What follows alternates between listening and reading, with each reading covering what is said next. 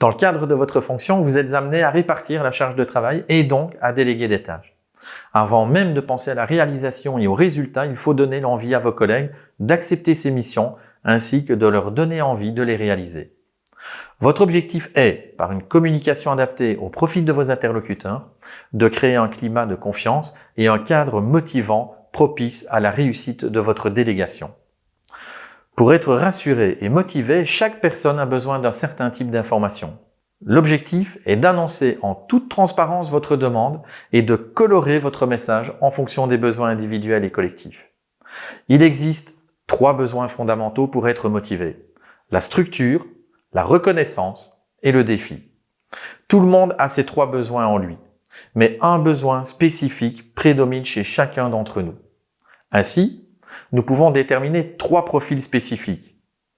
Il y a d'une part les structures, les reconnaissances et enfin les défis. Les profils structures ont besoin d'informations sur le comment réaliser la tâche, sur les consignes, les délais, les outils, les personnes ressources et les priorités. Ce sont ceux qui ont besoin d'informations pratico-pratiques. Les profils reconnaissance ont besoin d'informations sur le pourquoi on les choisit eux et ils ont besoin de valorisation, mais aussi de savoir ce qu'ils peuvent gagner en termes de développement personnel, en image, en argent, en acceptant la mission. Il s'agit simplement d'offrir de la reconnaissance explicite. Les profils défis ont besoin d'informations sur les aspects challenge, nouveauté, importance, difficulté, timing serré. Les défis ont besoin d'une pression positive qu'ils perçoivent comme de la reconnaissance implicite. Concrètement, voici un exemple d'une délégation adaptée au profil spécifique d'un collaborateur. Si le collaborateur est structure, je peux lui dire « Je souhaite te confier la préparation de la chambre X.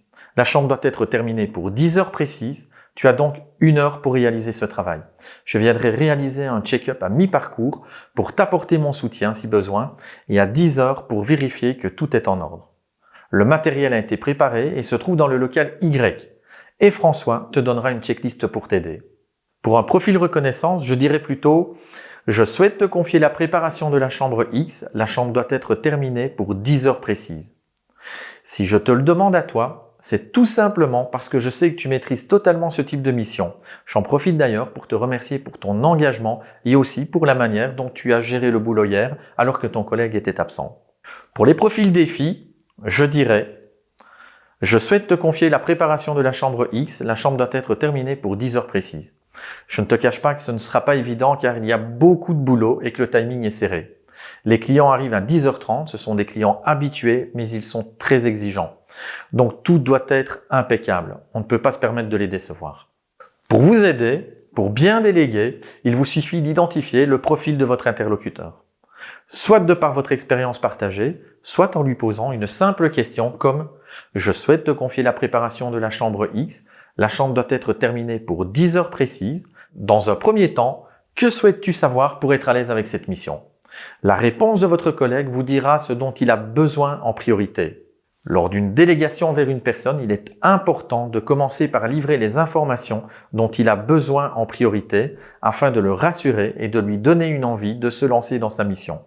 Par contre, lors d'un briefing collectif, il vous suffira de mélanger les informations propres à chaque type de besoin dans votre message. Ainsi, vous répondrez aux attentes de chacun de vos collègues. En définitive, colorez vos messages pour créer un cadre motivant. Souvenez-vous, la délégation consiste à répartir la charge de travail.